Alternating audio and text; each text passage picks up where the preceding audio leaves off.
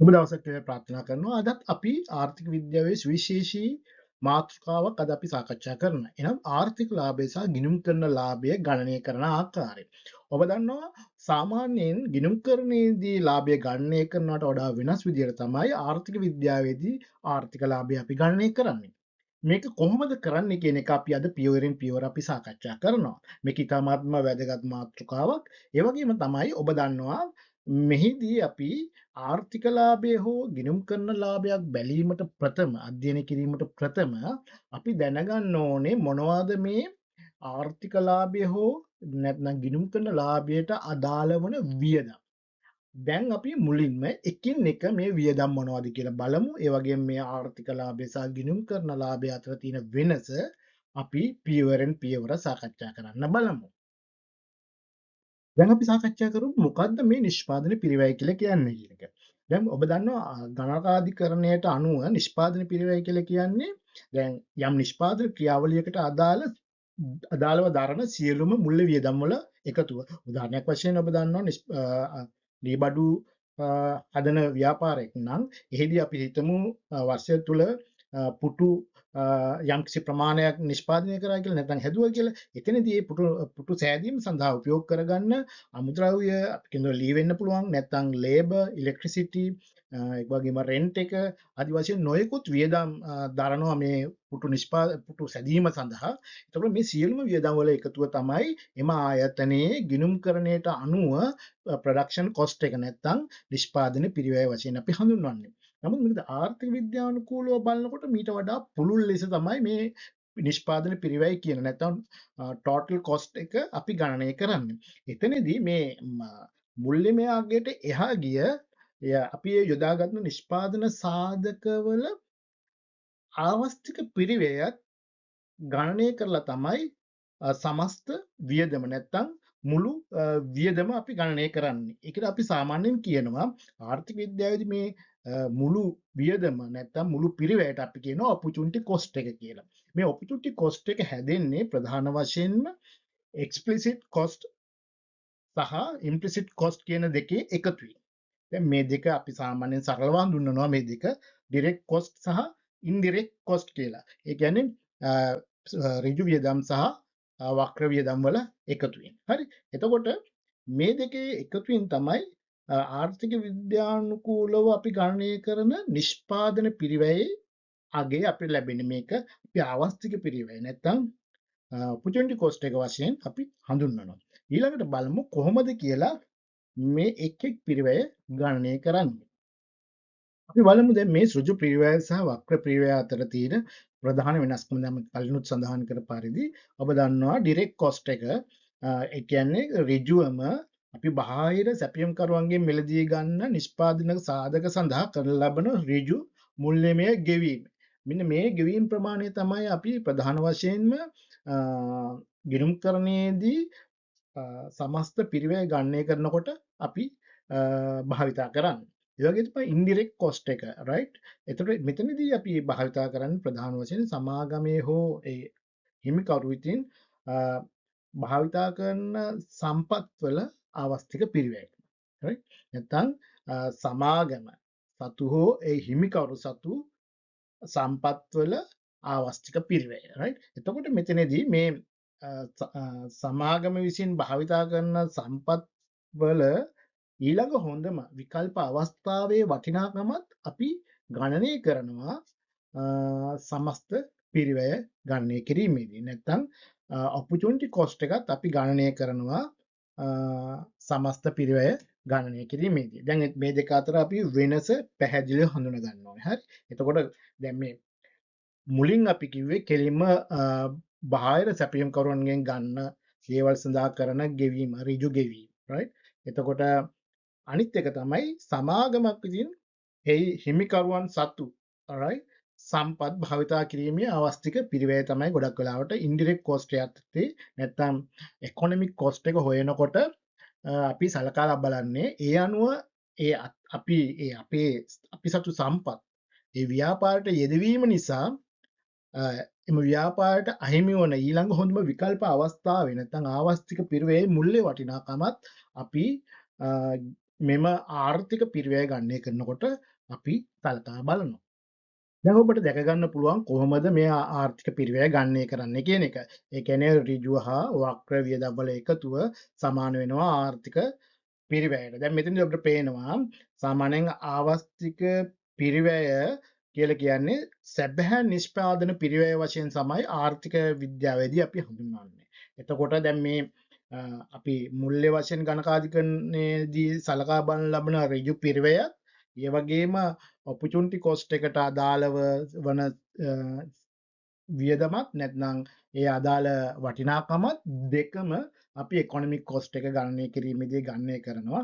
ඒක තමයි මේ අපි මේ ඉහත සූත්‍රයක් වශයෙන් දක්වලා තියෙන්නේ ඉකොනොමික් කොස්ට් එක නැත්නම් ආර්ථික පිරිවැය සමානයි ඍජු පිරිවැය එකතු කිරීම වක්‍ර පිරිවැය. දැන් මේ විදිහට තමයි අපි ආර්ථික පිරිවැය ගණනය කරන්නේ. දැන් මේක අපි මතක තියාගෙන අපි ඊළඟ අපි බලමු කොහොමද මේ එකිනෙක වියදම් නැත්නම් එකිනෙක ලාභයන් ගණනය කරන්න කියලා. මුලින්ම බලමු කොහොමද ගිණුම් කරන ලාභය හොයන්නේ කියලා. දැන් මේ ඉහත සමීකරණයේ පේන විදිහට ගිණුම් කරන ලාභය සමානයි මුළු ආදායම අඩු කිරීම ඍජු පිරිවැය.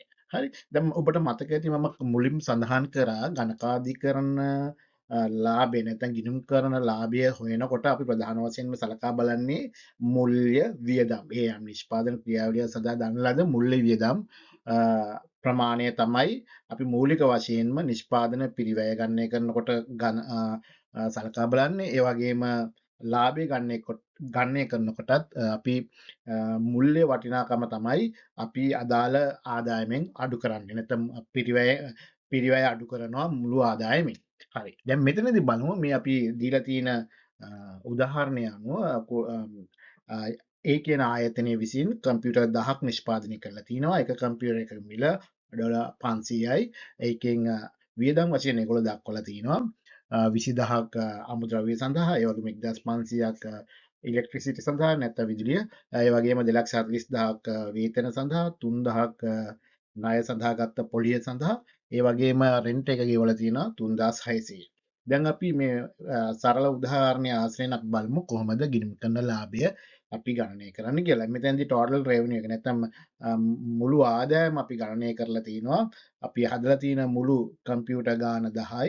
ඒතර එක කම්පියුටර් එකක වටිනාකම 500යි. ඒ අනුව ලක්ෂ 5ක් තමයි මුළු ආදායම වශයෙන් අපිට ලැබෙන්නේ. මේ මුළු ආදායමෙන් අපි අඩු කරනවා ඩිරෙක්ට් කොස්ට් එක නැත්නම් ඍජු වියදම. එතකොට 20000යි 1500යි ඒ වගේම 240000යි ඒ වගේම 3000යි 3600යි මේ ටික එකතු කරායින් පස්සේ අපිට ඩිරෙක්ට් කොස්ට් එක නැත්නම් ඍජු පිරුව එනවා 268100ක්. ඒක මුළු ආදායමෙන් අඩු කරායින් පස්සේ අපිට එනවා ගිණුම් කරන ලාභය. මේක තමයි සරලව ගිණුම් කරණයේදී නිෂ්පාදන පිරිවැය අඩු කරලා අපි කොහොමද ලාභය හොයන්නේ කියන එක. මුළු ආදායමෙන් ඍජු පිරිවැය අඩු කරලා තමයි මෙතෙන්දි මේ ගිණුම් කරන ලාභය ඇවිල්ලා තියෙන්නේ. අපි දැන් ඊට පස්සේ බලමු අපි අනෙකුත් ලාභයන් ගණනය කරන්නේ කොහොමද කියලා. දැන් අපි සලකා බලමු කොහොමද ආර්ථික ලාභය නැත්නම් ඉකොනොමික් ප්‍රොෆිට් එක හොයන්නේ කියලා. මෙහිදී අපි සූත්‍රයේ දීලා තියෙන විදිහට මුළු ආදායමෙන් අඩු කරනවා ආර්ථික පිරිවැය. ඉකොනොමික් කොස්ට් එක තමයි අපි අඩු කරන්නේ. දැන් ඔබට කලින් මම සඳහන් කරා කොහොමද ආර්ථික පිරිවැය හොයන්නේ කියන එක. මෙතනදී ප්‍රධාන වශයෙන්ම වැදගත් වන්නේ මේ ආර්ථික පිරිවැය අපි ගණනය කරනකොට ප්‍රධාන වශයෙන්ම ඒකට අයිති වෙන ඍජු සහ වක්‍ර වියදම්. නැත්නම් අපි කියනවා explicit cost and implicit cost කියන එක. ඒ දෙකම එකම අදහස එන්නේ. මේ දෙක නැත්නම් මේ දෙකේ එකතුව opportunity cost එකේ එකතුව තමයි අපි total revenue එකෙන් අඩු කරන්නේ. එතකොට මේම ආර්ථික ලාභය ගිණුම් කරන ලාභයෙන් වෙනස් වෙන්නේ අපි කලින් සඳහන් කර ආකාරයට මේ opportunity cost එකත් අපි මේ ආර්ථික ලාභය හොයනකොට ඇතුළත් කරන නිසා. දැන් අපි ඒක කොහොමද කරන්නේ කියන එක අපි ඊළඟ උදාහරණයෙන් පියවරෙන් පියවර පැහැදිලි කරගමු. දැන් මේ ඉදිරිපත් කරලා තියෙන වියදම් ලේඛනයෙන් ඒ කියන්නේ රීබඩු හදන කම්පැනි එකක මේ දීලා තියෙන වියදම් ලේඛනයෙන් අපි කොහොමද ආර්ථික ලාභය හොයන්නේ නැත්නම් ඉකොනොමික් ප්‍රොෆිට් එක හොයන්නේ කොහොමද කියලා බලමු. දැන් ඔයගොල්ලන්ට පේනවා මෙතනදී මුළු අ, පුටු ගාන නැත්තම් නිෂ්පාදනය කරලා තියෙන පුටු ගණන 10000ක් වෙනවා. එක පුටුවක මිල 500ක් වශයෙන් සඳහන් වෙනවා. එතකොට ඒ ඩිරෙක්ට් කොස්ට් එක නැත්තම් ඍජු පිරිවැය වශයෙන් දීලා තිනවා. කර්මාන්ත කුලිය 20000යි, වැටුප් ලක්ෂයයි, යෙදවුම් 1,50,000යි, එනර්ජි නැත්තම් ලයිට් බිල් 75,000යි, ණය සඳහා පොලිය 25,000යි. මේ ආදී වශයෙන් ටෝටල් amount එක 3,70,000ක් ඇවිල්ලා තිනවා. ඒ වගේම indirect cost එක economic depreciation, foregone interest income, normal profit, foregone wages, right, wage. එතකොට දැන් බලමු මොකද්ද මේ අපි indirect cost එක ඇතුලේ තියෙන මේ වියදම් වලින් අපි අදහස් කරන්නේ මොකක්ද කියලා. දැන් economic depreciation නැත්නම් ආර්ථික ෂය වීම කියලා අපි අදහස් කරන්නේ ඔයාලා දන්නවා දැන් අපි ගොඩාක් වශයෙන් ව්‍යාපාරයක් ආරම්භ කරනකොට මිලදී ගන්නා ස්ථාවර වත්කම් ඒ වර්ෂයේ අවසානයේදී එමාගේම තියෙන්නේ රයිට් ඒවා ෂය වෙනවා. ඒ කියන්නේ ඒවා ප්‍රයෝජනට ගන්නවත් එක්ක මේවායේ අගේ අඩු වෙනවා. අපි හිතමු ලක්ෂයක යම් යන්ත්‍ර සූත්‍රයක් වර්ෂයේ මුල ගත්තා නම් ඒ වර්ෂයේ අවසානයේදී එම වෙළඳපොළ වටිනාකම එම භාණ්ඩයේ එම වටිනාකම වෙන්නේ නැහැ. මොකද දැනට අවුරුද්දක් අපි ඒ අදාළ යන්ත්‍රයේ ප්‍රයෝජනයට අරගෙන ඒක ෂෙයා වෙලා තිනවා අවුරුද්දක කාලයක් තුල. එතකොට දැන් අවුරුද්ද අවසානයේගේ 80,000 නම් එතකොට ෂෙයා වෙලා තිනවා 20,000ක්. ඒ කියන්නේ මුල් ගත්ත අගයයි දැන් අවසානයේ පවතින අගයයි අතර වෙනස. හරි වෙළඳපොළ වටිනාකම අතරයි වෙනස. ඒක තමයි මේ අපි ආර්ථික ෂය වීම කියලා ගණනය කරන්නේ බොහෝ විට ස්ථාවරවත්කම් වලට අදාළව. ඊට අත්හරින ලද පොලී ආදායම. ඒ මොකද්ද? ඒක සාමාන්‍යයෙන් හුඟක් වෙලාවට දැන් අපි මේ ව්‍යාපාරයක් දැන් මේ අපි හිතමු මේ ලීබඩු ව්‍යාපාරය සඳහා යෝජන ප්‍රාග්ධනය තියෙනවනේ. අපි හිතමු යෝජන ප්‍රාග්ධනය රුපියල් ලක්ෂයක් දෙව්වයි කියලා මුලදී ව්‍යාපාරය පටන් ගන්න. මෙම ව්‍යාපාරයේ මේ රුපියල් ලක්ෂ යෙදවීම නිසා අර ලක්ෂයට වෙන ක්‍රමයකින් උපයා ගැනීමට තිබූ ආදායම් අහිමි වෙනවා. අන්නේ අහිමි වන හොඳම විකල්ප අවස්ථාවේදී ලැබෙන මුල්‍ය වටිනාකම තමයි අපි මේ අතහරින ලද පොලි ආදායම් වශයෙන් අපි මේදී සලකන්නේ. උදාහරණයක් මම කිව්වොත් අපි දැන් ලක්ෂයක ඉන්වෙස්ට්මන්ට් එකක් කරොත් නැත්නම් ප්‍රාග්ධනය වශයෙන් යෙදෙව්වොත් මේ රුපියල් ලක්ෂය මෙම ව්‍යාපාර කටයුත්ත සඳහා යෙදුවේ නැත්නම් අපිට හැකියාව තියෙනවා මේ රුපියල් ලක්ෂය බැංකුවක තැන්පත් කරොත් යම් කිසි විදියක මුල්‍යමය නැත්නම් පොලියක් ලබා ගැනීමේ හැකියාව තියෙනවා. අන්නේ අපි ලැබෙන පොලිය නැතුව යනවා අපි මේ රුපියල් ලක්ෂය මේ ව්‍යාපාරය සඳහා යෙදවීම නිසා. අන්නේ නැතිව යන රුපියල් ලක්ෂයට ලැබෙන පොලි වටිනාකම අපි හඳුන්වනවා අත්හරින ලද පොලි ආදායම වශයෙන්. තේරුණානේ? ඒ වගේ. ඒ කියන්නේ මේ opportunity cost එකේ අගය වශයෙන් අපි ඒක සලකනවා. right? එතකොට ඒක තමයි මේ අත්හරින ලද පොලි ආදායම කියලා අපි මේ හඳුන්වලා තියෙන්නේ මෙතන 15. ඒ වගේම තමයි normal profit එක. සාමාන්‍යයෙන් ආයතනක හිමිකරුවෙක් කියන දැන් මේ ආයතනයේ පටන් ගන්න පුද්ගලයා එම තමන්ගේ මුදල් යොදලා ඒ කියන්නේ නිෂ්පාදන සාධක මිලදී අරගෙන ඒවා යොදලා ඒවා සංවිධානය කරන ව්‍යවසායක වශයෙන් ව්‍යාපාරයක් ආරම්භ කරනකොට ඒ හිමිකරුව කටයුතු කරන. එතකොට මේ ව්‍යවසායකයන්ට ලැබෙන ප්‍රතිලාභය තමයි ඒ ව්‍යාපාරයේ පවත්වාගෙන යාමෙන් ලැබෙන ප්‍රතිලාභය තමයි ලාභය කියලා අපි හඳුන්වන්නේ. නේ? එතකොට මේ ව්‍යාපාරිකයාට ඒ ලැබෙන ලාභය යම් කිසි අවස්ථාවක අපි සාමාන්‍ය හා ප්‍රමාණික ලාභ වශයෙන් හඳුන්වනවා. ඒ කියන්නේ ඒ ව්‍යාපාරයේ නිරත වීම තුලින් ඔහුට ලැබිය යුතු අවම ලාභය. right? ඒ කියන්නේ ඔහු මේ ව්‍යාපාරයේ නොඉඳ වෙනත් ව්‍යාපාරයක යෙදුණා නම් ඔහුට එහා සමාන ලාභයක් ලැබෙනවයි කියලා උපකල්පනයේ මත තමයි මෙතනදී මේ සාමාන්‍ය ලාභය ගණනය කරන්නේ. හරි? එතකොට මෙන්න මේ ඒ ලැබෙන සාමාන්‍ය ලාභයත් අපි ආවස්තික පිරිවැයක් වශයෙන් හඳුන්වනවා. තේරුණානේ? ඒ ව්‍යාපාරිකයාට තමන්ගේ නිෂ්පාදන සාධක සංවිධානය කළ මේ ව්‍යාපාර කටයුතු පවත්වාගෙන යාමෙන් ලැබිය යුතු අවම ලාභය ප්‍රමාණික ලාභ වශයෙන් අපි හඳුන්වන්නේ. නැත්නම් මේක ආවස්තික පිරිවැයක් වශයෙන් තමයි අපි ආර්ථික ලාභය ගණනය කරනකොට සලකන එක. ඒක තමයි normal profit එක කියලා කියන්නේ. ඒ හා සමාන ව්‍යාපාරවකින් ලැබෙන සාමාන්‍ය ලාභය. හරි? ඒකත් අපි ඔපචුන්ටි කොස්ට් එකක් වශයෙන් ඒකේ මුල්්‍යමය අගේ අපි ඒක සඳහන් කරනවා ආර්ථික ලාභය ගන්න එකනකොට ඊට පස්සේ අතහරින ලද වැටුප් ආදායම ඒ කියන්නේ ව්‍යාපාරයේ මූලිකව කටයුතු කරන මේ ව්‍යවසායක නැත්නම් ව්‍යාපාරය ආරම්භ කරන පුද්ගලයා විසින් මෙම ව්‍යාපාරයේ කටයුතු වල යෙදෙන්නේ නැතුව වෙනත් ආයතනයක සේවය කරොත් ඔහුට ලැබෙනවායි කියලා උපකල්පන කරනවා. නැත්නම් ඔහුට කලින් ලැබිච්ච මුල්‍ය ආදායම් වැටුප අතහැරලා තමයි ඔහු දැන් මේ ව්‍යාපාර කටයුතු වලට පූර්ණ කාලීනව යෙදලා ඉන්නේ. අන්නේ අතහරින ලද වැටුපේ මුල්‍යය තමයි අපි මේ අතහරින ලද වැටුප් ආදායම. නැත්නම් ඒක තමයි ඒකත් අපි සලකනවා ඔපචුනිටි කොස්ට් එකක් ඇටියට. තේරුණානේ? නැත්නම් ආවස්තික පිරිවැයක් ඇටියට. මොකද මේ ලැබෙන ආදායම අතහැරලා තමයි ඔහු මේ ව්‍යාපාර ආයතනයේ ව්‍යාපාර කටයුතු මෙහෙවන්නේ. ඒකින්ද ඒකත් අපි ආවස්තික පිරිවැය මුල්‍ය වටිනාකමක් වශයෙන් මේ විදිහට දක්වනවා. එතකොට මේ දෙකේ එකතුව අපි ටෝටල් රෙවෙනියු එක නැත්නම් මුළු ආදායමෙන් වැඩි කරාම වැඩි කරලා ඒ මුළු ලැබෙන මුළු ආදායමෙන් ඩිරෙක්ට් කොස්ට් එක ඉන්ඩිරෙක්ට් කොස්ට් එක අඩු කරායින් පස්සේ අපිට ආර්ථික ලාභය ගණනය කරගන්න පුළුවන්. මම හිතනවා ඔබට සරලව දැන් මේ අදහස මොකක්ද කියන එක තේරෙනවා ඇති. විශේෂයෙන්ම මේ ඉකොනොමික් ඩිප්‍රිසියේෂන් කියන එක සරලව තේරුම් ගන්න පුළුවන්. මේක මේ ගිණුම් කරණයේදීත් අපි ෂෙයා වීම කියලා හඳුන්වන්නේ මේ හා සමානම දෙයක් තමයි. ඒක අත්හරින ලද පොලි ආදායම කියන එකත් ඔබට ඒකේ ආවස්තික පිරිවැය ගණනය කරන්නටත් ඔබට අවබෝධ කරගන්න ඉතාමත් පහසුයි. ඒ වගේම නෝමල් ප්‍රොෆිට් කියන එකත් ඒ කියන්නේ ව්‍යාපාරිකයා තම නිෂ්පාදන සාධක සංවිධානය කිරීම නිසා ඔහුට ලැබිය යුතු ප්‍රතිලාභය තමයි අපි මේ සාමාන්‍ය ලාභය වශයෙන් අපි හඳුන්වන්නේ.